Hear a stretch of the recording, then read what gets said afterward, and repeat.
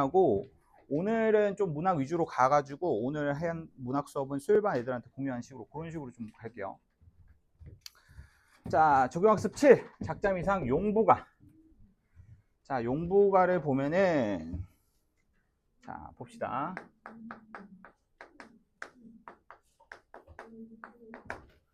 자, 용부가는 용렬한. 자, 용렬하는 긍정적인 단어일까 부정적인 단어일까? 용렬하다. 긍정적인 단어? 아닙니다. 용렬하는 부정적인 단어예요. 부정적인 단어. 맞지?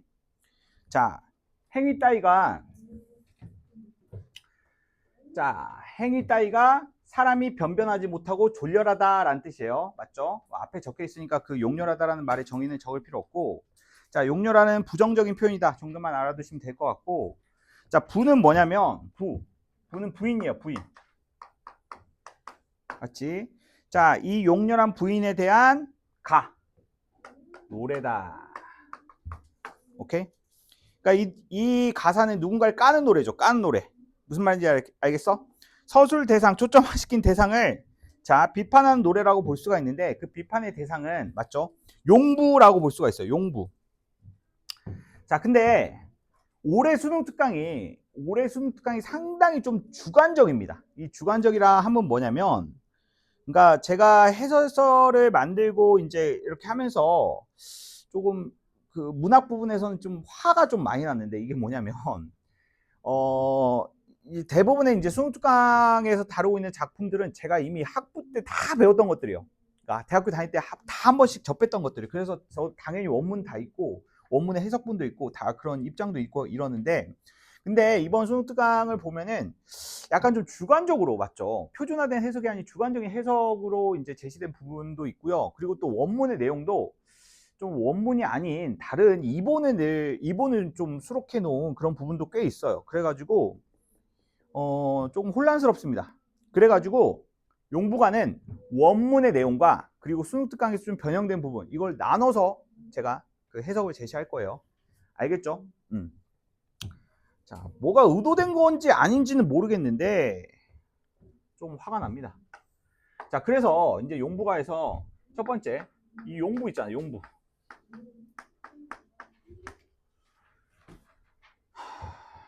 자, 용부는 자, 두 가지로 볼 수가 있어. 첫 번째, 한 명의 용부가 있는 걸로 해석이 가능하고요. 한 명의 용부가 있다라는 것으로 해석을 하는 것은 원문의 내용입니다. 근데 두 명의 용부가 등장을 한다는 것은 수능 특강의 관점이야. 오케이? 그래서 만약에 이걸 문제로 낸다고 한다면 원문에서의 해석, 권위자가 이미 논문화시킨 해석이 있어요. 권위자의 해석이 있어요. 권위자의 해석은 요거거든? 근데 수특의 해석은 요거야. 와, 대단해. 아무튼 간에 누가 만들었는지. 아무튼 요 두 개의 관점을 다 소개시켜 줄 건데, 맞죠? 근데 이걸 만약에 문제화를 시킨다 하면 보기가 동반될 수밖에 없겠죠. 맞아? 이 용부의 주체를 한 명으로 보냐 두 명으로 보느냐에 따라서 서술자의 관점이나 이런 것들이 조금씩 달라지는 부분이 있어서 그런 부분들을 약간 좀 주의 깊게 보시면 좋을 것 같아요. 자, 만약에 두 명의 용부로 본다고 한다면 앞부분에서 전반부에서 용부 1이 나오고요. 후반부에서는 뺑덕어멈이 나와요. 뺑덕어멈. 자, 뺑덕어멈이라는 용부가 또 나오는데 이 두 명의 용부를 자 비판하는 자 그런 그 메시지로 전달되는 경우로 이제 시상전개상의 특징을 잡아볼 수도 있고, 아니면 한 명의 용부를 처음부터 끝까지 보는 관점으로 볼 수가 있을 것 같아요. 이 관점으로 보면은 자 뺑덕어멈이 중간에 이제 등장을 했을 때 한 명의 용부만 등장한다는 관점으로 보면 이 뺑덕어멈은 비유적 대상이라고 생각을 하면 될 것 같아. 이해되니? 한 명의 용부만 등장한다는 관점은 처음에 등장한 용부가 처음부터 끝까지 그 서술 대상이 변하지 않는다는 거거든. 그랬을 때 중간에 이 뺑덕어멈이라고 상정되는 이 용부는 맞아? 그 첫 번째 용부의 행실을 빗댄 대상, 이렇게 해석을 해야 된다는 거야. 그리고 사실 이게 표준화된 해석이긴 해. 근데 수능 특강은 지금 이 관점을 보여주고 있다는 거예요. 알겠죠? 저는 뭐가 맞다 틀리다 이런 게 아니라 그냥 팩트 다 보여드리겠습니다. 알겠죠? 자, 그리고 또 서술자의 직접적인 개입, 서술자의 직접적인 개입으로 인해서 인물에 대한 적나라한 평가가 나타나는 부분이 되게 많아. 맞아? 그러니까 소설로 따지면 서술자적 개입, 서술자의 개입, 편집자적 논평 뭐 이런 느낌이거든. 맞지? 자, 그러한 식의 표현들이 상당히 많이 있다. 오케이? 자, 그리고 전체적으로 시상전개상의 특징을 보면 전체적으로는 용부의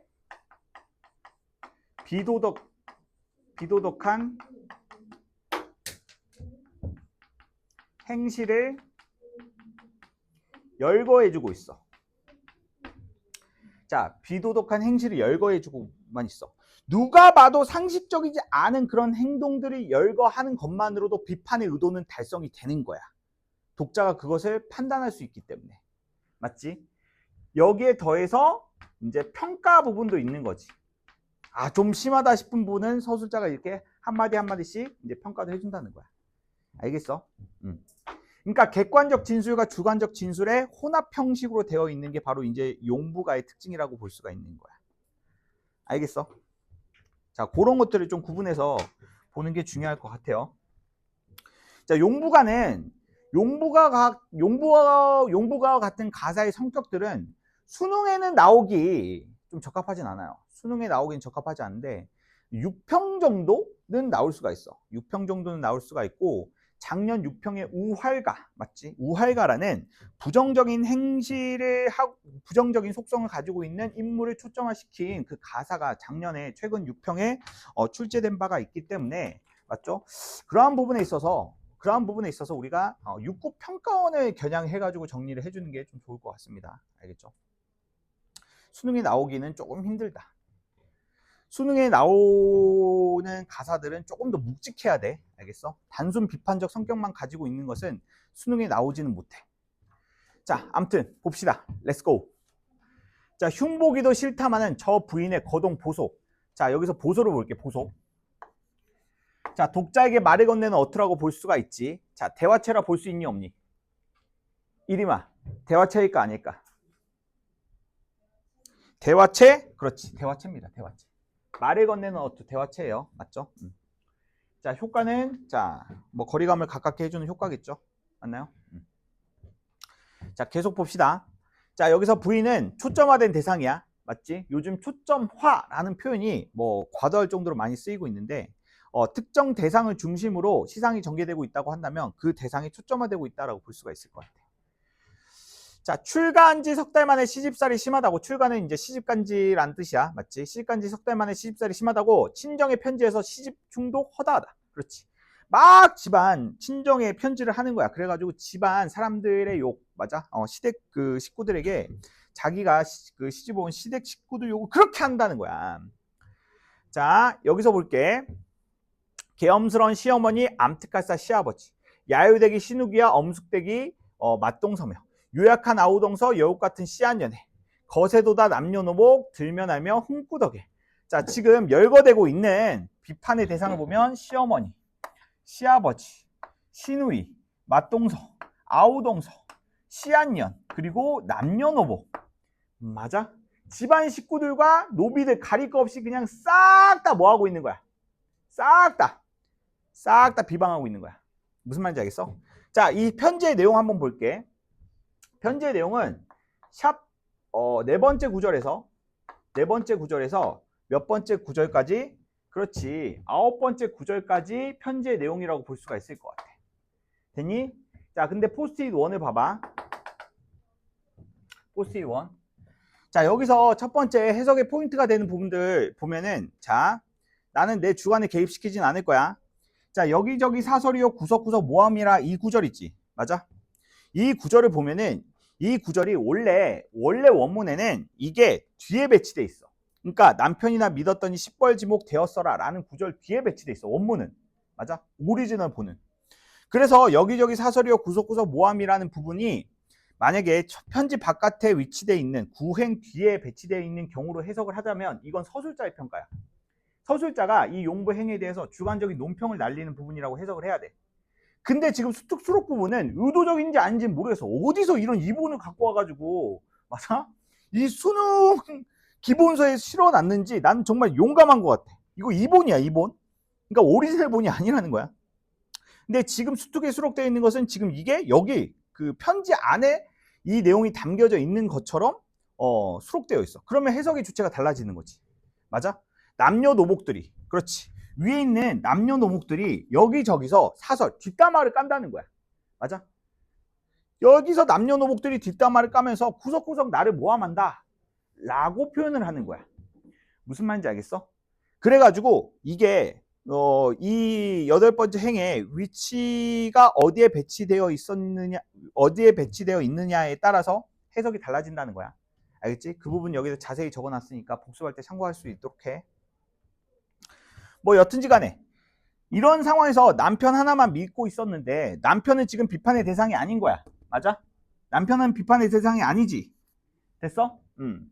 자, 이거 사실관계 파악으로 잘 알아도 남편은 비판의 대상이 아니므로 남편 하나만 지금 믿고 시집살이를 하고 있었는데, 자, 별표 10벌지목 되었어라. 자, 10벌지목이라는 것은 뭐야? 10번 찍어 안 넘어가는 나무 없다라는 거야. 즉 자신에 대한 비난을 가하는 사람들이 하도 많으니까 남편도 나를 믿고 있다가 어때? 남들이 나를 흠구덕을 하는 용부를 흉보는 그러한 소리에 넘어가서 남편조차 나를 의심하기 시작했다라는 구절이야. 되었니? 자, 계속 보자. 빨리빨리 시작. 고전 시간.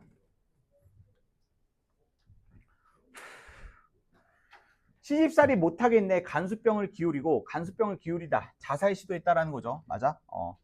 자, 간수병. 그 관용적 표현이야. 맞지? 농약을 한 사발 마셨다 이런 뜻이야. 자, 치마 쓰고 내닫기와 보찜 싸고 도망질에 오락가락 못 견디어 여승이나 따라갈까. 그렇지.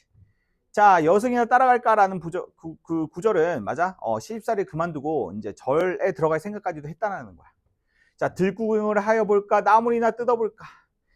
자, 여기까지 보면은 시집살이가 힘겨워가지고 맞죠? 시집살이에서 벗어나기 위해서 여러 그 노력을 했던, 여러 시도를 했던 용부의 모습들을 나열하고 있는 거야. 맞지? 자, 별로 이제 중요한 부분은 없고, 자, 14번째 구절 보자. 긴 장죽이 번님이요 문복하기 소일이요. 긴 장죽은 담뱃대야. 예전에는 곰방대로 담배를 폈잖아. 긴 곰방대, 담뱃대를 친구로 삼아. 그렇기 때문에 어때? 장죽을 번님으로 삼았다라는 표현 자체는 장죽을 의인화시킨 표현이 나타나는 거지. 맞아? 의인화는 인격적 속성이라는 말과 인격적 속성이란 말을 함의할 수 있고, 맞아? 요즘에는 여기 세트로 나와.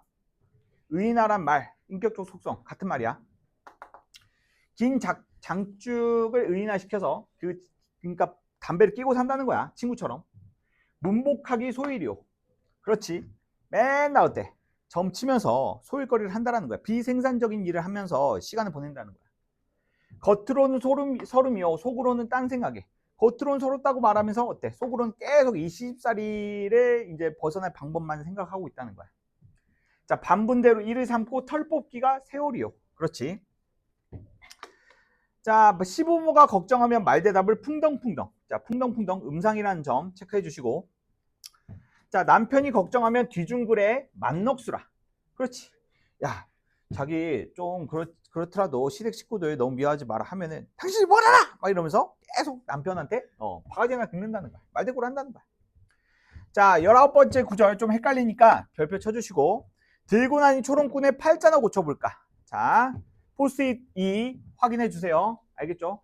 초롱꾼은 뭐냐면 예전 조선시대 때는 이제 가로등이나 이런 게 없어가지고 거리가 어두웠죠. 그래가지고 이 밤 거리를 밝히기 위해서 이 등불을 들고 돌아다니던 사람이 있었어요. 그러니까 어떻게 보면 걸어다니는 가로수라고 걸어다니는 가로등이라 볼 수가 있는데 그 걸어다니는 가로등의 역할을 하는 초롱꾼은 뭐 진입장벽이 없었겠죠. 누구나 다 될 수 있는 그런 직업이었죠. 그냥 등불 들고 돌아다니기만 하면 되는 거잖아.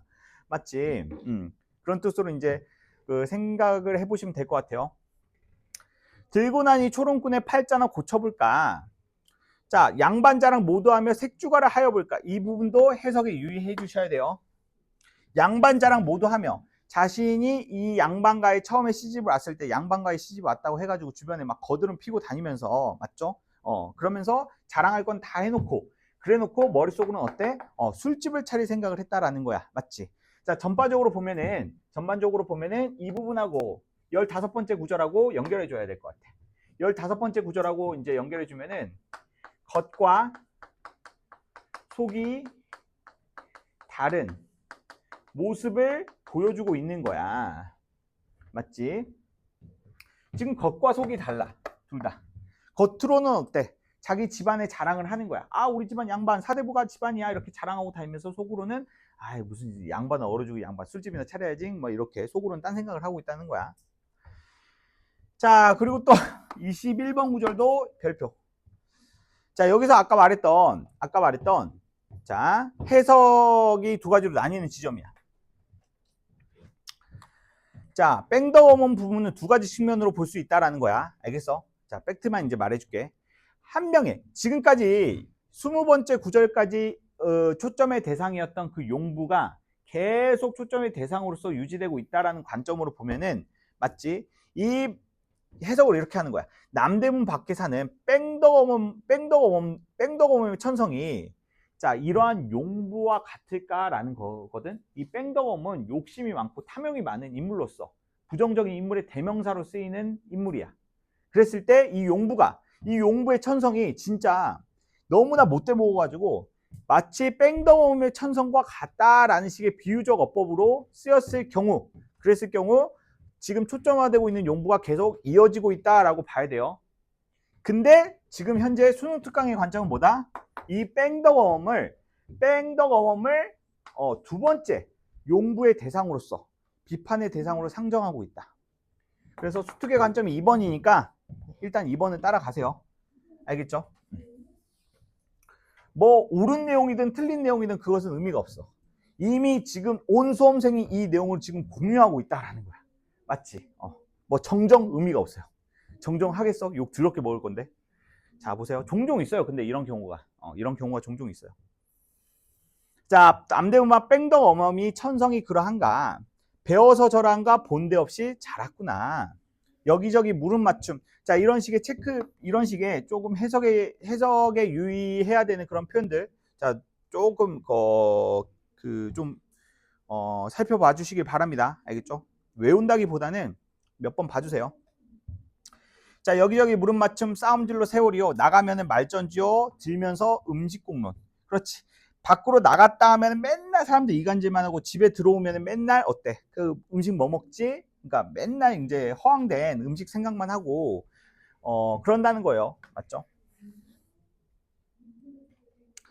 자, 제 조상은 젖혀놓고 불공하기 위협이라. 자, 이 부분은 조금 봐야 될 것 같은데 조상은 모시지 않아. 그러니까 조상은 모시지 않고 부처님께 불공만 드리는 것을 업으로 삼는다라는 것은 화자의 비판적 의도가 들어가 있는 평가야. 왜냐면 이 당시의 사상은 숭유억불 사상이 지배하고 있었거든. 그러니까 조선시대는 숭유억불 사상이 지배하고 있었다는 말은 숭유억불 사상을 이해해야 되겠지. 숭유억불. 당시의 시대적 배경을 이해를 해야지 이 표현이 왜 비판의 의도를 가지고 있는지를 이해할 수가 있는 거잖아. 쉬워. 유교를 자, 숭상하고 자, 불교를 억압하는 정책이 바로 뭐야? 숭유억불 사상이야. 오케이? 그럼 봐봐. 조상을 잘 모시는 건 뭐야? 유교 사상이지. 조상을 잘 모셔야 되는 것은 유교 사상인데 유교 사상은 어때? 유교 사상에 관련된 행위는 하지 않고 자, 그 조선시대 때 약간 좀 그 비판의 대상이었던 불교를 숭상하는 그 모습은 화자의 입장에서 봤을 때 비판의 대상이 되는 자 모습이라는 거예요. 오케이? 오히려 반대로 행동하고 있잖아. 맞지?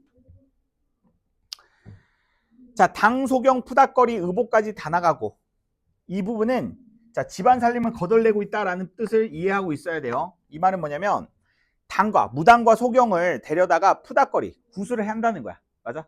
구술해서 그 구술을 한 것에 대한 보상으로 집에 있는 모든 의복까지를 그 당과 무당과 소경에게 다 나눠줬다는 거야. 그래서 집안 살림을 이런 쓸데없는 일을 하는 데 있어서 다 거덜내고 있다. 맞지?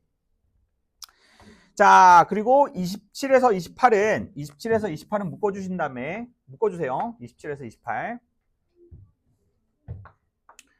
자, 가족들의 외양을 자, 비유적으로 나타낸 거야. 자, 이러한 식으로 집안 살림을 하고 있는 상황, 이런 식으로 그 부인이 뺑덕 어머니 이러한 식으로 집안 살림을 한다고 한다면 그 집안의 가족들의 꼴 안 봐도 뻔하겠지. 맞아? 남편 모양을 볼짝시면 삽살개 뒷다리처럼 어때? 볼품이 없다라는 거야. 맞니? 볼품이 없다라는 거야. 근데 이렇게도 해석할 수가 있어. 남편 모습은 삽살개 뒷다리처럼 말라서 초라한데 그 이유를 자 맨날 어때? 뺑덕 어머님이 맨날 이런 식으로 집안일을 소외시하고 등한시 여기니까 남편도 집에 있지 않은 거야. 그래가지고 매번 밖에 돌아다니기를 일삼았기 때문에 맞죠? 삽살개 뒷다리라는 표현을 썼다라는 그 해석도 가능한데 그렇다고 한다면 남편 또한 어때? 집안을 돌보지 않고 방탕한 생활을 하는 인물이라는 것을 암시하는 표현으로도 해석이 가능해. 오케이? 그리고 또 자식들은 제대로 클리가 없겠지. 맞아? 털벗은 솔개미 마냥 볼품없는 모습으로 이렇게 불쌍하게 지내고 있다는 거야. 뭐 어찌됐든 간에 뭐 디테일한 해석은 차치하고 두고서라도 가족들의 모습을 이렇게 비유적으로 표현함으로써 용부의 행실을 비난하는 거야. 이렇게 가족도 못 챙기는 이런 용부의 행실을 비판하는 거야. 엿장수 떡장수는 아이 핑계를 대면서 꼭 하나씩 사 먹질 않나. 맞지? 돈을 아낄 줄 모른다는 거야. 물레 앞 씨앗 앞은 선 앞은 기지개라. 물레와 씨앗은 맞죠? 당시의 조선시대 여성들이 노동의 업으로 삼았던 기구들이야. 맞지? 그러한 노동을 그러니까 일을 해야 될 때는 일도 하지 않고 어때? 하품하고 기지개만 펴면서 성실한 모습을 보여주지도 않아. 오로지 하루 일과는 그냥 소설책을 읽으면서 이제 농담 따먹기나 하면서 음담패설을 욕이 밥 먹듯이 한다는 거야. 오케이? 이 집 저 집 이간질로 모함 잡고 똥 먹이며라는 것은 관용적 표현인데 밑에 있는 의미로 해석을 하면 돼. 자, 인물초인 떨려나기 패쪽박이 되겠구나. 그렇지. 이 부분에 해석 잘해야 돼. 자, 인물초인 딸려나기. 괜히 외간 남자를 집안에 끌어들였다가 자, 쪽박을 차게 생겼구나. 집에서 쫓겨나게 생겼구나 라는 구절이야. 맞지? 자, 세간은 줄어가고 걱정만 늘어가네. 자, 이건 어때? 대구법인데 자, 치마는 짧아가고 허리통만 길어진다.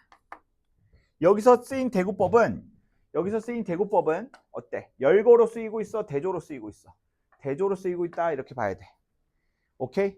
열거는 유사한 사실을 나열하는 열거법으로 쓰이거나 아니면 서로 반대되는 속성을 나타내는 대조법으로 쓰이거나 둘 중에 하나잖아 얘들아. 자, 총 없는 헌 집신의 어린 자식 들쳐 없고 자, 그러니까 이렇게 초라한 외양을 나타낸다고 볼 수가 있어.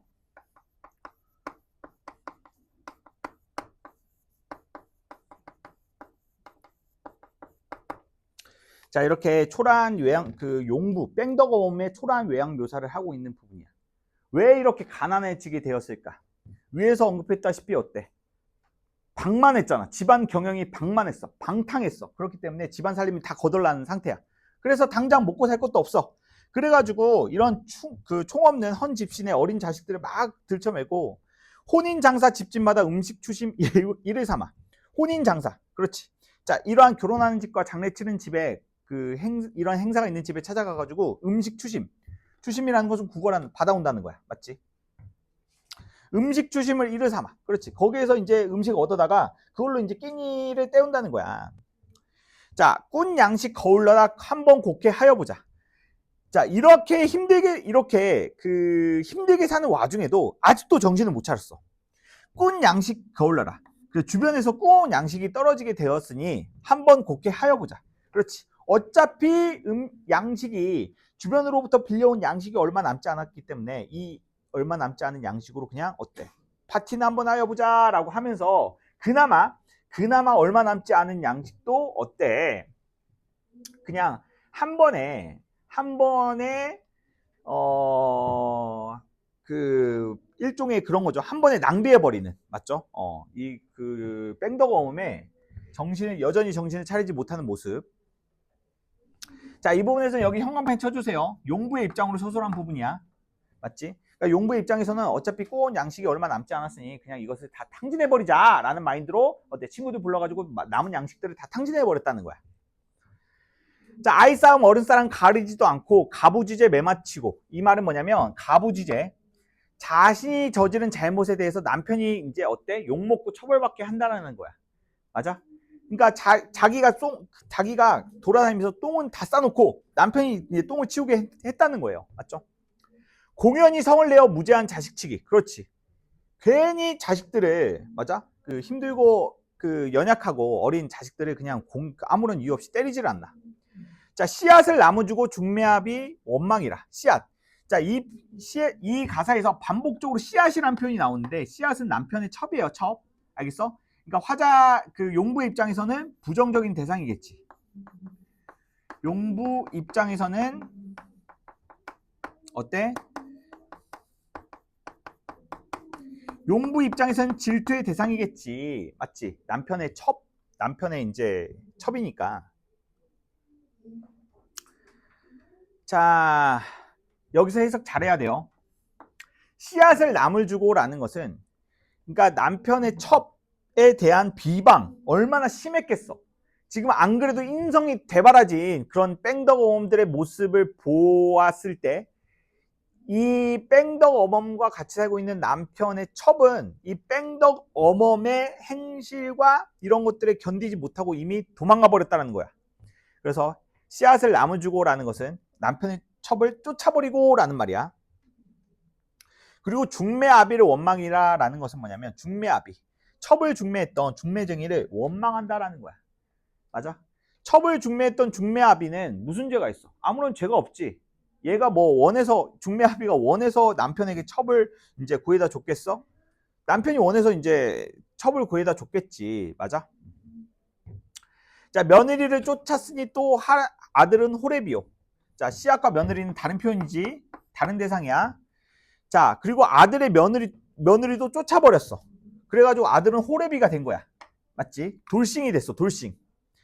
딸 자식을 데려오니 남의 집 결단일세. 여기서 딸 자식 해석 잘해야 돼. 딸 자식. 여기서 딸 자식을 데려온다라는 것은 갑자기 무슨 입양을 했다라는 표현이 아니야. 며느리를 삼으려고 남의 딸 자식을 데려왔더니 남의 집이 어때? 그 집안이 망가졌다라는 표현이야. 오케이? 자, 여기서 보시면 인물의 행위가 야기한 부정적 결과가 나타나고 있지. 여기서 부정적 결과 앞에다가 외부에 미치는, 자, 외부에 미치는 부정적 결과까지도 제시하고 있다라는 거야. 오케이? 남의 집 결단일세 이 부분은 어때? 이 뺑덕어멈의 집안뿐만 아니라 뺑덕어멈과 관련이 있는 다른 집안까지도 어때? 부정적인 결과가 미쳤다라는 거야. 오케이? 자, 목구멍이 두슈하면 물에 무이 음란요. 목구멍이 두슈하면은 목구멍이 의인화돼가지고 목구멍이 두슈 이렇게 말하는 게 아니라 목구멍이 들썩하면. 그러니까 말만 했다 하면 이런 표현이야. 말만 했다 하면 물에 무이, 예의도 없고, 자, 예의도 없고 도리 없는 그런 말들만 일삼고 또 음란한 말들만 일삼았다라는 거야. 자, 그러면서 두 손뼉을 두드리면서 방송대고 해괴하다. 가끔씩 어때? 조울증 환자 마냥 손뼉을 치면서 큰 소리로 막 울음을 우는 때도 있어. 그 모습을 보니까 매우 해괴하다. 자, 서술자의 평가지. 서술자의 평가에 해당돼. 자, 무슨 꼴의 생투기로 머리 싸 들어놓고 그런 꼬라지로 생투기 근거 없이 남을 막 질투하고 그리고 머리를 싸 들어놓고 지가 지 분에 못 이겨서 막 들어놓고 맞지? 자, 간부 달고 달아나다가 관비정속 흐뭇하다. 자, 47번 별표. 자, 간부 달고 달아나다 라는 표현은 외간 남자 데리고 맞지? 야반 도주를 하다가 그러다가 관비정속이라는 표현 알아도 자, 예전에는 여성이 이제 정숙하지 못하고 음란한 행위를 했다면 이제 관청에서 잡아다가 일정 기간 동안 노비로 이제 노비가 되는 형벌을 내렸는데 암튼 자, 이러한 그 음란한 행위를 한 거죠. 바람 폈으니까 음란한 행위를 하다가 이제 잡혀가지고 이제 일정 기간 관청의 노비로 전락하게 된 이러한 뺑덕 어멈을 보고 누가 감정을 표출하고 있어? 그렇지, 누가? 서술자가 이것을 보고 흐뭇하다, 속이 시원하다, 이런 애들은 큰 벌을 받아야 되는데 라고 생각하던 와중에 자, 그렇게 일이 벌어지게 되니까 흐뭇하다라고 서술자가 자신의 감정을 노출하는 거야. 자, 여기서부터 여기까지는 자, 독자를 청자로 설정한 부분이라 볼 수 있어. 서술자의 직접적인 목소리가 드러나고 있지. 자, 무식한 창생들아, 아이 무식한 사람들아, 자, 무식한 창생들, 그냥 무식한 백성들아 라고 보면 돼. 백성들아, 야 이 무식한 백성들아, 저 거동, 누구의 거동? 저 거동은 자, 용부들의 거동이라고 볼 수가 있을 것 같아. 용부들의 행위.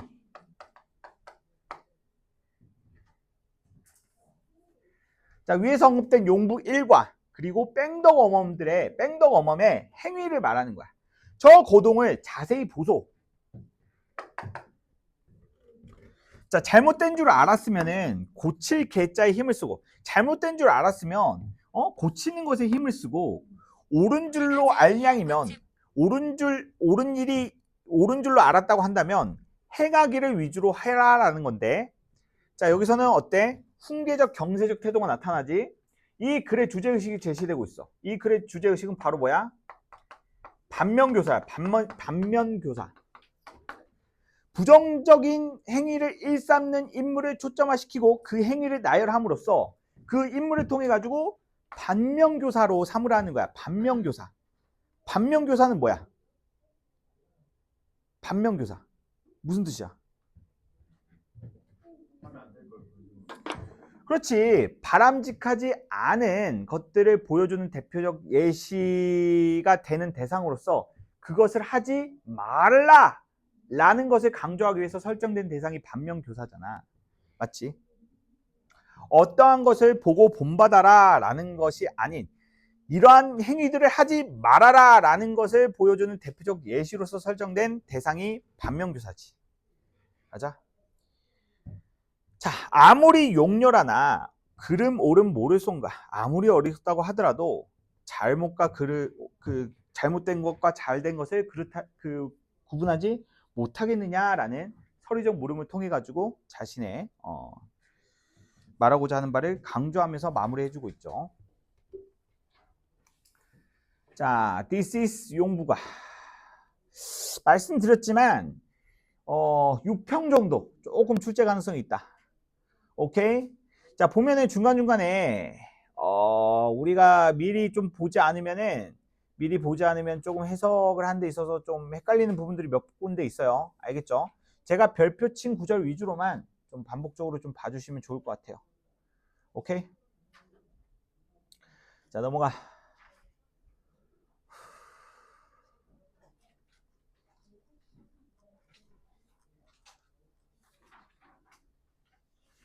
자, 9번은 자, 여러분들 9번은 영어 9번은 안 하겠습니다.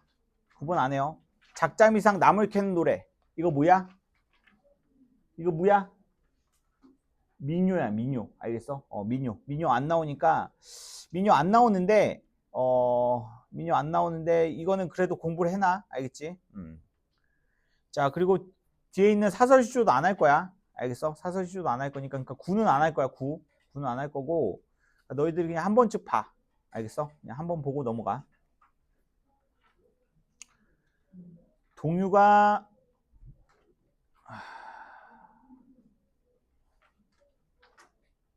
야, 동유가 별표 5개 박아. 동유가. 자, 냄새. 자, 동유가 출제 가능성 높습니다.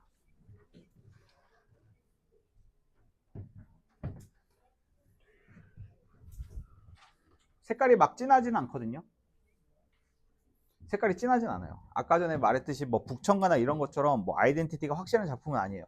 근데 그런 작품이 나와요. 그런 작품. 맞아요. 무색무취의 작품. 무색무취의 작품에서 뻔하지만 뻔하지 않는 구절의 해석. 맞죠? 거기에 이제 보기에서 의도한 바에 의해서 이제 우리가 구절 해석을 의존해야 되는 부분들. 그러니까 정체성이 강하지 않을수록 문제 내기가 좀 좋아요. 맞죠? 그 말은 뭐 여러분들이 문제풀이량이 좀 늘어나면은 좀 이해하실 수 있을 것 같습니다. 자, 홍정우의 동유가 자 보시면 자 할래. 자, 양반이 섰습니다. 양반 가사이면서 기행문의 성격을 가지고 있는 기행가사예요. 기행가사. 기행가사가 뭡니까? 기행. 뭐 여행하면서 쓴 가사를 기행가사라고 하죠. 자, 여기선 기행가사의 성격을 조금 부각해 보도록 할게요. 기행가사의 구조, 뭐 구성. 자, 기행가사는 정보를 3가지로 구분해서 봐야 돼, 얘들아. 정보를 3가지로 구분해서 봐야 된다는 게 첫 번째, 여정. 두 번째, 견문. 세 번째, 감상. 여정, 견문, 감상 이 3가지로 구분해서 봐야 되거든. 그러니까 이 작품의 구절을 보면은 뭐 여러 가지 구절이 나오겠지만 일단은 그 각 구절을 이 여정, 견문, 감상이라는 3가지 정보 중 하나로 분류화 시킬 수 있어야 돼. 모든 그 기행가사는. 자, 여정이라는 것은 바로 장소의 이동이야. 장소의 이동. 맞아? 어디를 갔다, 어디를 가고 어디를 들렀다. 뭐 이런 식의 장소의 이동에 관련된 정보가 바로 여정에 관련된 정보예요. 여정. 알았죠? 자, 그 다음에 견문은 바로 뭐냐면 보고 들은 거야. 보고 들은 것. 보고 들은 정보들을 객관적으로 나열할 때 그것을 견문이라고 해. 견문. 알겠어? 그래서 보통 보고 들은 거니까 감각적 표현에 국한된 것들은 다 견문으로 때려 박으면 돼. 맞아? 근데 이것은 객관적인 성질이야. 객관적인 정보들이야. 자, 그 다음에 견문하고 감상을 잘 봐야 되는데 감상은 뭐냐면 이 견문을 통해서 화자의 마음속에 일어나는 감흥을 말해. 감흥. 맞아? 화자의 정서를 말해. 화자의 정서.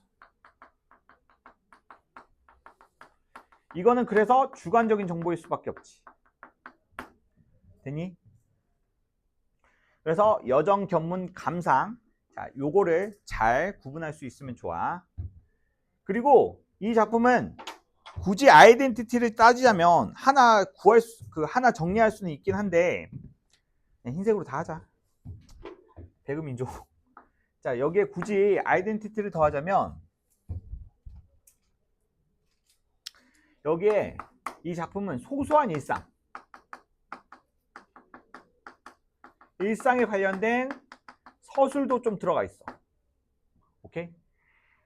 소소한 일상에 관련된 서술은 뭔가 오늘 날씨 맑음, 뭐 이런 것들 있지. 뭐 날씨와 관련된 것들. 날씨와 같은 마치 일기처럼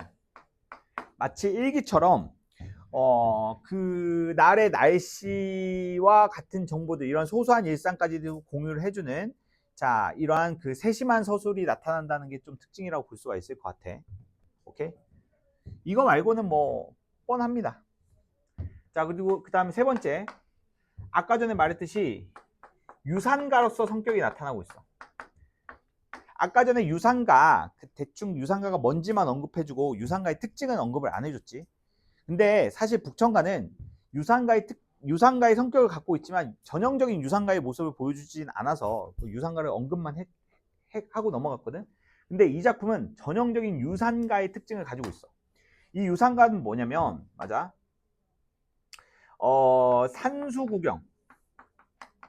산수 구경을 하는 노래인데, 산수 구경의 속도감을 달리해서 서술해 주는 게 바로 이제 유산가에서 나타나는 특징이라고 볼 수가 있어. 산수 구경의 속도감을 달리 서술해 주는 거.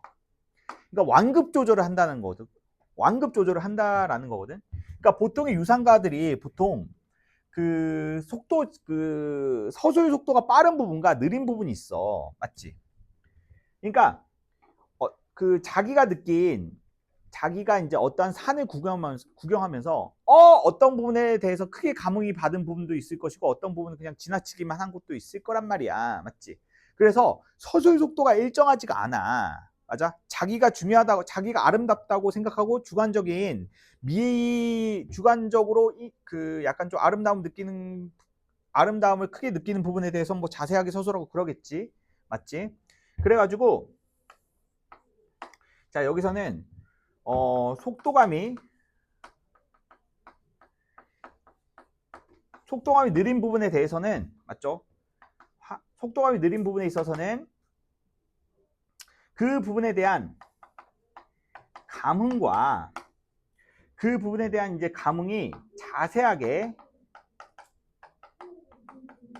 전달이 되고, 맞아? 이 부분에 대한 묘사는 보면은 아름다운 경치에 해당되는 부분을 자세하게 설명을 해주고, 그 외 속도감이 높은 부분은 장소의 이동과 같이, 맞아? 장소의 이동과 같이 여정에 관련된 정보들은 어때? 되게 빨리빨리 속도감 있게끔 정보 처리를 해주고, 이제 견문과 감상에 해당되는 부분을 자세하게 서술을 해주는 방식으로 서술의 완급 조절을 해주는, 자, 그러한 노래를 보통 유산가라고 합니다. 뭐 별로 어려운 개념은 아니에요. 이 작품은 그러한 유산가적 성격이 아주 잘 드러나 있다. 오케이? 자, 렛츠고. 자, 처럼부터 여기 오며 이따금 살펴보니 from 처럼 to here, 장소의 이동이 전제되어 있죠. 여정입니다. 알겠어? 장소의 이동 다 여정이야.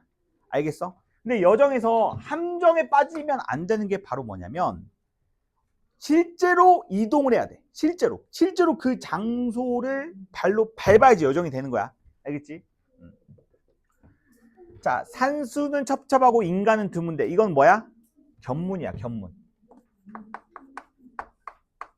무슨 느낌인지 알겠어? 그러니까 눈에 보이는 것을 묘사하거나 들은 정보들을 전달하는 거, 견문이야. 자, 자갈밭이 단단하여 쌍결이로 밭을 갈고. 그렇지. 지금 여기는 지금 화자가 있는 장소는 자갈밭이 단단해서 밭을 갈구기가 쉽지가 않아. 그래가지고 투베럭을 돌리는 거야. 소 두 마리로 밭을 갈고 있는 거야. 자, 그것을 객관적으로 관찰하고 있죠. 여전히 견문이에요. 자, 주막에 기름이 없어 관솔로 불을 밝혔는데 소나무 가지, 송진이 찐득찐득 해가지고 불이 잘 붙습니다. 자, 소나무 가지로 불을 밝혔는데 방구석에 흙을 발라 굴뚝처럼 만들고서 아래에다 아궁이 내고 불을 빼앗듯 하는구나. 자, 지금 어때? 자기가 지금 도착한 지역이 되게 궁벽한 시골이야. 그 시골의 정경을 묘사하고 있는 건데 막 밭이 그렇게 갈기가 힘든 그런 상황임에도 불구하고 이제 밭을 열심히 가는 그 궁벽한 시골의 모습 관찰. 그리고 또 어때? 집도 되게 막 흙집으로 막 덮여 있어. 맞지? 막 아궁이 막 흙으로 덮여 있는데 막 그런 것들을 이제 보고 묘사하는 부분이라고 볼 수가 있을 것 같아. 맞지? 자, 갯벌을 베어다가 바자처럼 엮어 짜서 자, 지금 이 지역에 사는 이제 주민들의 삶의 모습을 드러내주고 있는데 여기까지는 이제 계속 집에 대한 묘사가 나타나고 있는 거야. 그 집 주변에 울타리가 있을 거란 말이야. 집 주변에 울타리가 있는데 그 울타리는 갯벌들을 베어다가 그 바자처럼 엮어 짜가지고 자, 채마밭을 둘러막아 울타리로 삼았고, 그러니까 집 주변에 집 옆에 있는 채소밭까지 울타리를 둘러싸가지고 맞죠? 지내고 있다는 거야. 뭐 집이 있으면 집에 이렇게 아궁이도 있고 맞지? 뭐 아궁이가 있겠죠. 온돌 구조였으니까. 그리고 옆에 이제 채소밭도 있고 맞아? 그 채소밭이 있고 그 채소밭과 집을 다 감싸는 자 울타리가 있는 이 집을 관찰하고 있는 거야. 맞지? 별거 아니지? 자, 읍내와 역점 중에 넉넉하게 사는 집은 자, 여기서부터 여기까지가 약간 좀 4에서 8까지가 좀 가난한 농가를 자, 묘사한 부분이었다고 한다면 그나마 좀 사는 사람들의 집을 9번째 구절에서 이제 해석을 해주고 제시를 해주고 있어. 읍내와 역점 중에 그나마 좀 넉넉하게 사는 집은 얇은 청석 너화 쪽으로 지붕을 덮었는데 뭐가 있어? 그렇지, 기와가 있어. 기와집을 짓고 지내고 있다라는 거야. 나머지는 다 초가집인데 근데 그렇게 기와로 집을 지은 집이라고 할지라도 어때? 삐져나온 틈 속으로 하늘이 비친다. 어때? 이 기와가 촘촘하게 지붕을 덮고 있지 못하다라는 거야. 그나마 좀 산다는 집도 어때? 좀 허술해. 맞아? 그러니까 전체적으로 화자가 지금 있는 지역은 너나 할 것 없이 다들 좀 힘들고 궁색하게 살고 있다라는 식의 정보를 파악할 수가 있어. 근데 그것에 대한 화자의 인식, 정서, 태도 이게 중요하지 평가원에서는. 그렇다고 해가지고 뭐 화자가 어떠한 정서 태도를 보여주느냐. 아주 깊은 두메산골, 풍속이 수수하여 소박하다라는 뜻이지. 맞아? 뭔가 이렇게 궁벽하게 가난하게 살고 있는 이 그 산속 농가의 모습을 바라보면서 아, 소박하게 잘 살아가는구나 라는 긍정적 인식을 보여주고 있어. 자, 세간살이 뒷구김이 투박하고 맞죠? 힘들어 보인다. 소박하지만 근데 쉽지 않아 보인다. 부정적인 인식은 아니야. 맞지? 살기 힘들어 보인다 라고 그냥 어때? 감상을 하는 부분이야. 맞아? 자, 그래서 이제 계속 언급되는 이제 11번째 구절까지는 거의 다 견문이야, 견문. 그리고 여기에서 이제 감상이 나오고 있는 거야. 14번째 구절, 여기서부터 이제 여정 시작이야. 여정 재시작. 자, 초사일 저녁 때 구체적인 그 날짜와 날씨 정보를 이제 제시를 해주고 있는데 이 날씨에 대한 정보까지 제시해 주는 것은 이 작품의 좀 특징이라고도 볼 수가 있겠지.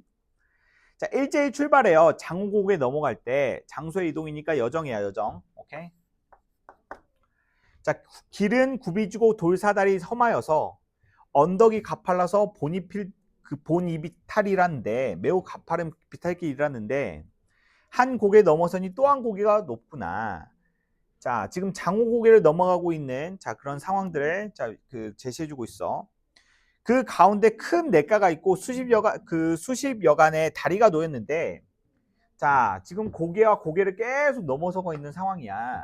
맞지? 근데 그 가운데 큰 냇가가 있어. 고개와 고개를 넘어서는 가운데, 고개를 계속 넘어서는 가운데 이 사이에 어때? 큰 냇가가 있어. 큰 물줄기가 있어. 그리고 그 위에 수십여 간의 다리가 놓였는데 수십여 간은 길이의 단위야. 길이의 단위. 이 냇가를 건널 수가 있는 긴 다리가 하나 있는데, 긴 다리가 하나 놓여져 있는데, 이쪽은 김성이요, 저쪽은 회양이네. 김성과 회양은 지명 이름이야. 이 네 깔의 기준으로 이쪽은 김성이고 저쪽은 회양이다라고 이 네 가로 지명이 구분이 된다라는 거야. 맞지? 이쪽은 안양이고 저쪽은 삼본이다 뭐 이런 식으로. 자, 그리고 여기도 견문이라고 볼 수 있어. 견문. 여기까지도 견문이야. 하류 얕은 곳에 거룻배를 메어두고 장마에 달이 떠내려가면 행인을 건네준다네. 이것도 이제 거룻배에 대한 용도를 전해 들었으니까 이 부분도 견문이라고 볼 수가 있겠지. 이게 무슨 말이냐면 이 내과가 있는데 내과 하류에 작은 통통배 하나가 매달려 있어. 작은 통통배 하나가 여기 메어져 있어. 그래가지고 이제 화자가 물어봤겠지. 맞아? 저 배는 도대체 왜 있는 건가요? 다리로 건너면 되는데 라고 이제 화자가 물어봤겠지, 주변에. 그랬더니 자기가 물어봤던 것에 대한 질문에 대한 답변을 여기다 언급을 해주는 거야. 자, 하류 얕은 곳에는 이러한 거룻배를 매려다 주고 비가 너무 많이 내려가지고 이 다리가 어때? 물에 잠긴다고 한다면 이 통통배로 이 강을 건널 수 있도록 해주는 용도다라는 설명을 들어가지고 그것을 전달해 주는 거야. 오케이? 자, 계속 보자.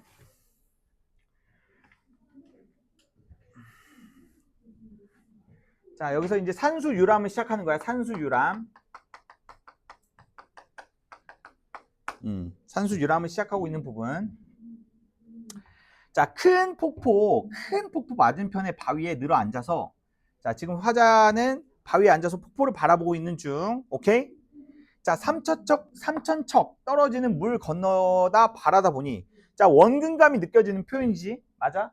폭포는 여러분들 아시다시피 엄청나게 커요. 맞죠? 근데 그러한 3천척의 폭포가 떨어진다라는 것을 묘사할 수 있을 정도라고 한다면 어때? 원경에 해당되는 정보야. 원경. 자, 석벽 100여 길이 병풍처럼 둘러있고 허리가 꺾인 곳이 물길이 되었는데, 자, 여기서 조금 비유적 표현이 쓰였지. 비유법을 한번 보자. 자, 폭포라고 하면 이 돌로 된 절벽이 있어. 돌로 된 절벽. 두 글자로 석벽이라고 하는 거야. 이 돌로 된 이제 절벽이 이렇게 있으면 이 위에 물이 흐르다가, 맞아? 이 절벽이 끊어지는 곳에서 물이 한 번에 쏟아져 내리는 게 폭포잖아. 맞지? 이것을 화자는 지금 멀리서 바라보고 있는 거야. 멀리서 바위 위에 앉아가지고 멀리서 이 광경을 보고 있는 거야. 맞아? 그래서 석벽 100여 길이 병풍처럼 둘러져 있고 해서 직유법이 쓰였는데, 자, 원관념은 바로 뭐겠어? 병풍처럼 석벽 길이 둘러져 있다 라는 비유적 표현이 있다고 했을 때 원관념 뭐고 보조관념 뭐야? 원관념은 석벽이고 석벽을 어떻게 표현한 거야? 보조관념인 병풍으로 표현한 거지. 맞아? 이렇게 끊임없이 늘어져 있는 석벽을 마치 병풍이 늘어져 있다라고 표현을 한 거야. 맞냐? 원관념인 석벽을 보조관념인 병풍으로 드러낸 표현들. 자, 직유법은 작년 수능에서도 바로 나왔기 때문에 늘 강조하는 표현이에요. 자, 그리고 또 허리가 꺾인 곳이, 산 허리가 꺾인 곳이 물길이 되었는데, 자, 여기서 보면은 쭉 보니까 이렇게 산 허리가 꺾여져 있어. 자, 이렇게 산 허리가 꺾여져 있는 부분이 있어. 이 산 허리가 꺾여져 있는 부분들이 물이 흐르는 물길이 되었다라는 거야. 그렇기 때문에 산 허리가 꺾인 곳의 원관념은 뭐의 허리가 꺾였다라고 봐야 돼? 그렇지. 산기슭의 허리가 끊겼다라고 봐야 돼. 산기슭을 원관념으로 한, 맞죠? 산의 길. 산의 길이 이렇게 굽이굽이 진 것을 마치 허리가 꺾였다라는 인격적 속성을 부여해서 나타냈기 때문에, 자, 이것도 비유법이라고 볼 수가 있겠죠. 자, 계속 볼게. 비 온 후에 성남폭포 몇 층을 보태어서, 자, 여기서는 의인법이 쓰였지. 원관념은 뭐야? 폭포야, 폭포. 폭포가 어때? 성이 났다 라는 인격적 속성이 부여됐으니까. 맞아? 원관념을 폭포로 하고 있는 의인법이야. 의인법의 원관념 물어보면 당황할 수가 있어. 맞지? 그런 관념 자체가 없으니까. 맞아? 근데 의인법의 원관념은 사람이 아닌 무정물이고, 보조관념은 뭐야? 인격적 속성이야. 알겠어? 보조관념은 성나다라는 표현이야. 이해되니? 아, 존나 힘들다.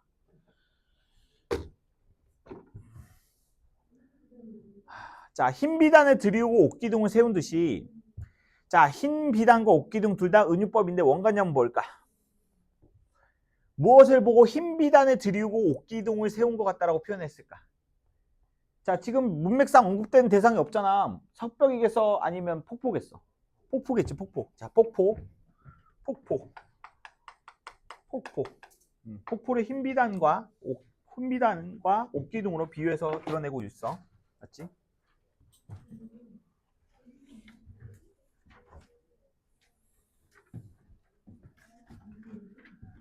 자, 은하수 한 구비가 공중에 드리워져. 마치 은하수 한 구비가 공중에서 막 그렇게 쏟아져 내리는 것 같다. 이것도 뭐겠어? 원관념이. 폭포. 오케이? 폭포.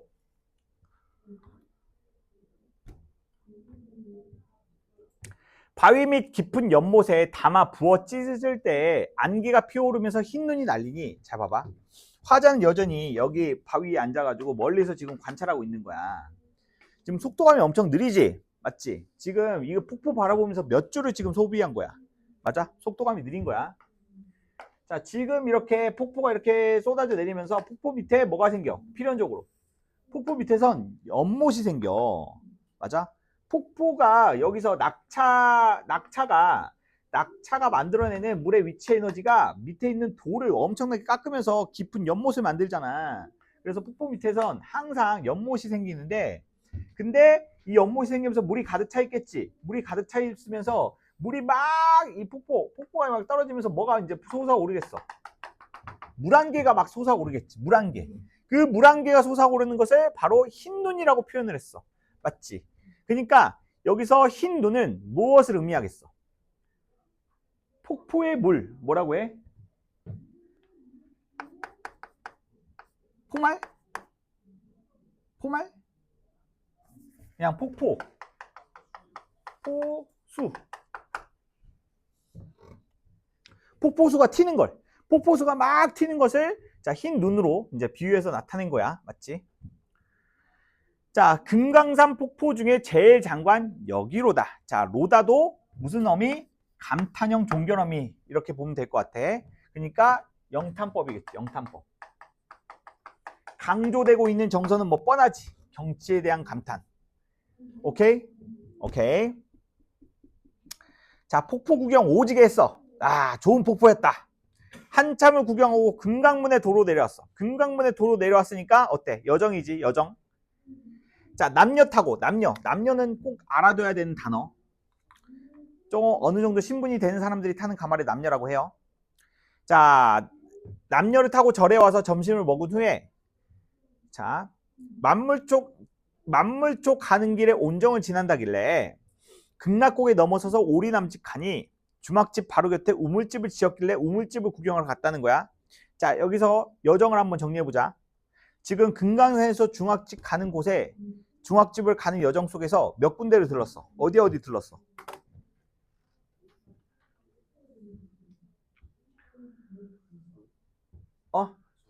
자, 금강산에서 지금 첫 번째 어디로 갔어? 기본적인 독해 능력. 바로 절을 갔어요. 금강문으로 갔죠. 금강문. 알겠어? 자, 금강문에 처소 부사격 조사가 쓰였기 때문에 이것도 장소예요. 장소. 그러니까 금강산에서 금강문으로 간 거야. 선생님, 금강문이 뭐예요? 나도 몰라. 근데 금강산을 가는 문이라는 뜻이기 때문에 뭐겠어? 출입구겠지. 출입구. 맞아? 출입구. 금강문으로 내려간 거야. 도로 내려와서. 자, 남녀 타고 절에 와서 점심을 먹으네. 그렇지? 얘네들은 만만한 게 절이야. 맞아? 배고프면 절에 와서 이제 절반 먹는 거야. 절에 와서 점심을 먹은 후에 여기서 또 산채비빔밥 오지게 또 비벼 먹었겠지. 자, 만물초 가는 길이 온정을 지난다길래, 자, 만물초하고 온정은 지금 지났어, 안 지났어? 안 지났어. 맞아? 지금 만물초를 가려고 마음먹은 거야. 다음 행선지는 만물초입니다. 자, 만물초는 다음 행선지고, 그 다음 행선지를 가는 길에 대해서 물어봤더니, 만물초 가려면 온정을 지날 수밖에 없어요. 라는 정보를 들었다라는 거야. 무슨 말인지 알겠어? 그러니까 여기는 여정이 아니다. 오케이? 준서야. 그렇지. 정신 차리세요. 정신 차리세요. 자, 극락곡에 넘어서서 오리 남직하니, 자, 주막집 바로 곁에 우물집 지었길래, 우물집이라는 것은 바로 뭐냐면, 우물이 이렇게 있잖아. 우물이 이렇게 있으면, 이제 우물이 이렇게 개방되어 있으면 뭐 날벌레도 들어가고 비 내리면 비도 들어가고 막 이러겠지. 맞아? 자, 그래서 이 우물이 있으면, 우물이 지어놨으면 우물 위에다가 간이식으로 이제 지붕을 덮은, 자, 그러한 그 작은 집을 이제 우물 위에 설치를 했는데 그것을 우물집이라고 해. 맞아? 선생님, 근데 우물은 빗물 받아서 먹는 거 아니에요? 원시인도 아니고 그게 아니라 우물은 지하수 파먹는 겁니다. 알겠어? 지하수 파먹는 것이기 때문에 막 빗물 받아 먹는 거 아니에요. 자, 주막집 바로 곁에 우물집을 지었길래, 자, 문 열고 구경하니 상아탕이 놓였는데, 자, 사실관계 파악을 해보세요. 자, 우물집이네? 우물이나 한 모금 할까? 해가지고 들어간 거야. 맞지? 우물을 퍼가지고 한 모금 할까? 들어갔는데, 뭐야? 우물이 두 개지요? 우물이 두 개 있는 거야. 위에 있는 우물과 아래 있는 우물. 아래 있는 우물을 각각 상탕, 하탕, 뭐 이런 식으로 지금 표현하고 있는 건데, 표현하고 있는 것 같네. 자, 우물물 한 모금 하려고 딱 들어갔는데, 어때? 우물이 두 개 있는 것을 지금 묘사해주고 있어. 맞지? 별거 아닌데 막 묘사를 해주고 있죠. 두 군데 똑같이 넓적한 돌로 네모지게 짰고 물빛은 흐릿하고 미지근하다고 하네. 자, 우물집에 대한 정보를 묘사해주고 있는데 견문에 해당되는 정보입니다. 맞죠? 그러니까 우물을 한 모금 했는데 시원하진 않고 미적지근했다라는 거야. 맞지? 물맛이 그냥 그저 그랬다. 별로 중요한 정보는 아니고.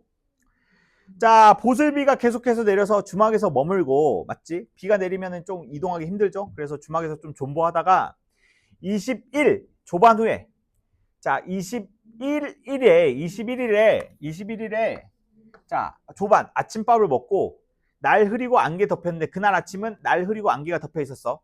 그래서 다음 행선지로 예고됐던 만물초를 이제 가려고 준비하고 내려갔는데, 자, 지로승과 주막주인이 붙들고 만류하길. 자, 지로승하고 이제 주막주인. 지로승은 길잡이 승려. 오케이. 자, 이 지역에 대한 정보를 잘 알고 있는, 맞아? 그 가이드라고 보면 될 것 같아.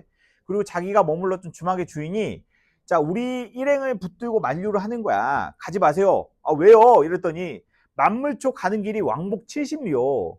자, 10린 4km야. 47에 28km라는 거야. 맞아? 이건 뭐 하루 종일 가야 되겠지. 아무튼 간에 만물초 가는 길이 왕복 70리야. 가는데 14km, 오는데 14km야. 그러니까 쉽지가 않겠지. 근데 이것도 이제 평탄한 길이 아니라 산길 아니야, 산길. 개멀다는 거야. 이거 하루 만에 못 갔다 와. 맑은 날에도 거리도 멀고. 자, 또 두 번째. 맑은 날에도 구름이 끼면 못 보는데 하물며 비 오는 날엔 지척분간, 멀고 가까운 곳을 분간하지 못하니 미끄러운 돌사다리 천신만고 올라가서, 그렇지. 자, 만물초는 이제 어떤 봉우리로 가는 그 산을 올라가는 과정이기 때문에 중간에 뭐 돌사다리나 이런 것도 이제 건너면서 가야 돼. 근데 지금 비가 와가지고 돌사다리도 지금 미끄러운 상황인데, 그런 미끄러운 것까지 다 참아가면서 그렇게 고생해서 올라가가지고 결국에 얻을 수 있는 건 뭐다? 그렇지. 지금 겨우 그렇게 해서 가봤자 날씨가 좋지 않기 때문에 만물초의 아름다운 풍경을 감상할 수가 없다라는 거야. 무슨 말인지 알겠어? 자, 그래서 결국 그렇게 개고생해서 만물초 구경하려고 갔는데 구경 못하면 빡치지 않겠니? 빡친다라는 표현이야. 맞지? 자, 그래서 지로승과 주막주인의 말을 인용했는데, 가지 말라고 만류하는 이유는 첫 번째, 거리가 먼. 맞아? 거리가 멀어. 왕복 70냐, 이 사람아! 왔다 갔다 28km예요. 자, 그리고 또 뭐야? 날씨로 인해서, 지금 현재 날씨로 인해서 기대했던 뭐?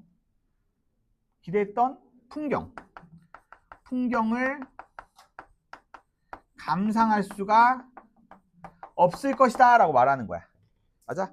그 개고생해서 가봤자 그 당신들이 딱 기대하는 그 그림은 안 나올 거예요 라고 말하는 거예요. 맞죠? 이러면 어떻게 해야 돼? 이런 말 들으면 어떻게 해야 돼? 들어야지. 맞지? 포기해야지. 안 그래? 자, 듣고 보니 어때? 정말 리즈너블해. 맞아? 맞아. 그런 것 같아. 자, 듣고 보니 너무나 그럴듯해. 그리고 일행들도 옳다고 여기는 거야. 맞아. 당연히 우리가 그냥 고생만 할 것 같아 라고 이제 느끼는 거야.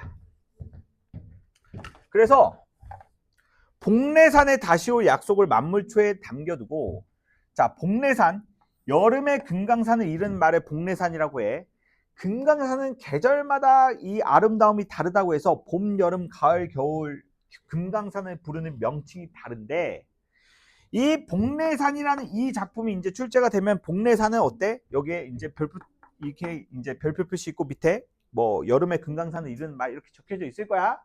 근데 요즘 고전시가 이제 문제 트렌드를 보면은 밑에 있는 단어 해석을 좀 참고를 해야지만 문제의 답의 해석을 얻을 수 있는 그런 문제들도 꽤 나와. 이 말은 뭐냐면, 굳이 복례산이라는 표현을 썼다고 한다면 언제 올 것이라고 이제 예고하는 거야?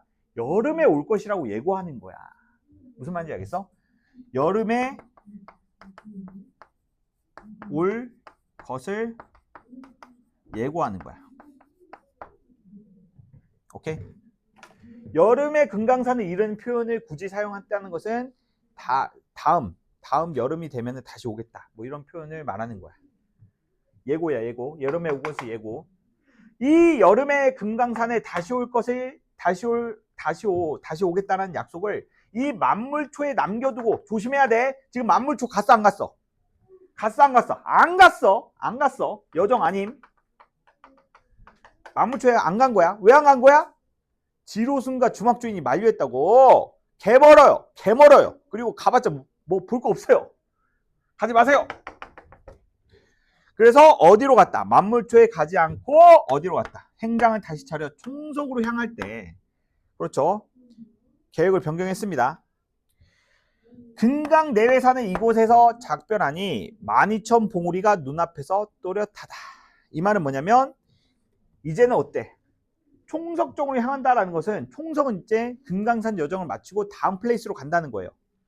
그래서 금강산 여정의 마지막의 피날레를 원래 만물초로 장식하려고 했는데, 그 피날레를 장식하지 못해서 무슨 느낌이 강할까? 아쉬운 느낌이 강하겠지. 그래서 금강산에 내려와서 이곳에서 금강산과 작별을 하니 금강산의 12,000 봉우리가 눈앞에 또렷하다라는 것은, 맞아, 아직 아쉽다는 거야. 만물초로 그 약간 좀 금강산의 마지막 여정을 마무리하고 싶었는데 너무 막 이런 부분이죠. 맞아. 너무 좀 아쉽지만 그냥 다음 여름에 또 오지 뭐 이런 느낌이죠. 자, 됐나요? 자, 동요가는 전문으로도 한 번 더 볼 겁니다. 알겠죠? 전문으로 한 번 볼 거예요. 동요가는 냄새가 아주 심하게 납니다. 자, 종용학습 9 안 할 거예요. 알겠죠? 안 할 거예요. 자, 종용학습 10 초안가. 자, 별표 3개.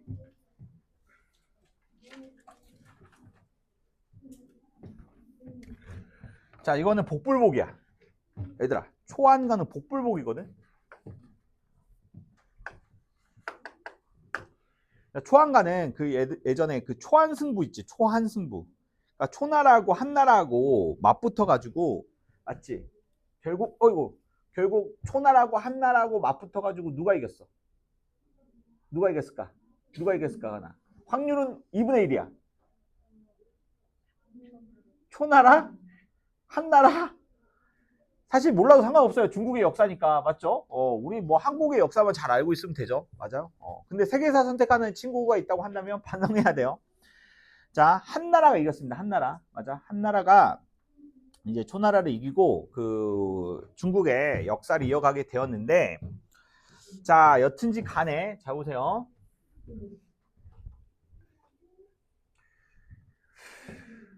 이 초한가는 이 초나라하고 이 한나라의 이 격돌 과정에 관련된 노래야. 초나라 장수는 누구냐면 여러분들 알다시피 항우라는 인물이 있었고, 한나라의 왕은 유방이라는, 맞죠? 유방이라는 인물이 있었는데, 그 항우와 유방의 싸움, 이 초안전 한 번쯤 들어본 적 있을 거야. 그러니까 여러분들 이게 얼마나 유명하냐면, 지금 우리가 장기 두는 것도 있죠. 장기가 그 초록색 말과 빨간색으로 이루어진 그런 그 장기 말들을 이용해 가지고 이제 승부를 겨루는 게 장기잖아.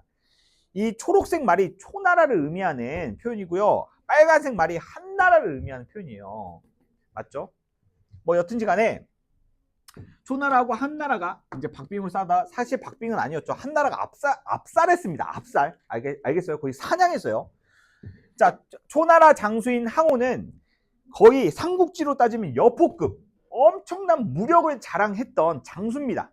그래서 그를 따르는 부하들이 되게 많았고, 자, 한나라의 왕이었던 유방은, 맞죠? 이 사람 좀 특이해요. 평민이었는데 그냥 생평민이었는데, 자, 덕을 쌓아가지고, 맞죠? 주변에 사람들을 막 그 모으게 된 거야. 맞아? 평민 출신으로서 인싸 중에 인싸. 맞아? 성격이 너무 좋아가지고 주변에 사람들이 많이 모인 거야. 그래가지고 이렇게 그러니까 주변에 사람들이 많이 모으고, 맞죠? 유방을 이제 지도자를 추대해가지고 평민 출신으로 왕이 된 사람이야. 맞아? 그래서 유방이 이끄는 군대가 항우가 이끄는 군대보다 물리적으로 한 10배 정도 더 많았어. 그래가지고 애초에 싸움이 안 되는 그런 싸움이었는데, 이런 상황 속에서 이제 전쟁의 승패는 결국 결정이 된 상황이거든. 맞아? 전쟁의 승패는 이미 결정이 됐어. 초안승부가 되게 뭐 유명한 이야기긴 하지만, 이 초나라 군대가 이렇게 있다고 한다면 한나라 군대가 이 초나라 군대를 둘러싸고, 맞지? 이 초나라 군대를 언제든지 압살할 수 있는 그런 상황이었단 말이야. 그런 상황 속에서 이 화자는 이 초나라 군사들을 청자로 설정을 해가지고, 맞지? 어유 이 불쌍한 사람들아 라고 하면서 초나라 장수들을 회유하면서 위로를 하는 그런 성격의 작가라고 볼 수가 있는데, 자, 이건 다음 시간에 하긴 할 건데, 잘 봐봐. 내가 이거를 주목하는 이유가 뭐냐면, 사실 이 가사가 우리나라의 성격이 아닌 다른 나라의 성격의 색채가 짙은 것들은 지금까지 잘 나오진 않았거든. 잘 나오진 않았어. 근데 이게 내용이 어려워. 내용이 헷갈려. 그래가지고 나올 가능성이 없는데, 만약에 나오면 헬게이트거든. 그래서 그냥 울며 겨자 먹기로 정리한 느낌으로 갈 거예요. 알겠죠? 그래서 다음 시간에, 자, 초안가 정리하고, 그리고 고전 시간은 이제 마무리하고 현대시 들어갈 겁니다. 알겠죠? 자, 그리고 그 수요일 수업은 여러분 독서 위주로 할 거예요. 수요일 애들한테는, 토요일은 문학 위주로 했으니, 자, 문학은 영상 봐라 이렇게 얘기할 거거든요. 자, 반대로 그 수요일 애들은 이제 그 사회 독서 지문 할 건데, 자, 사회 이거 받으셨죠 다. 이 사회 지문 정리는 영상 좀 참고해가지고 공부해 주시기 바랍니다. 알겠죠? 이번 주만 좀 그렇게 할게요. 이번 주만. 알겠죠? 자, 이번 주에 다음 주 수요일에 독서만 수업하시는 거의 독서 위주로 해요. 만약에 평일반 하는 사람은 그거를 그냥 영상 보는 것보다 현장에서 평일반은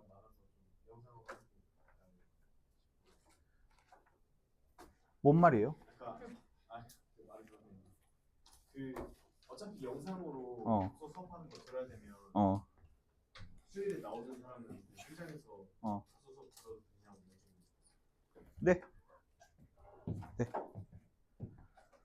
자, 수업 마치겠습니다. 자,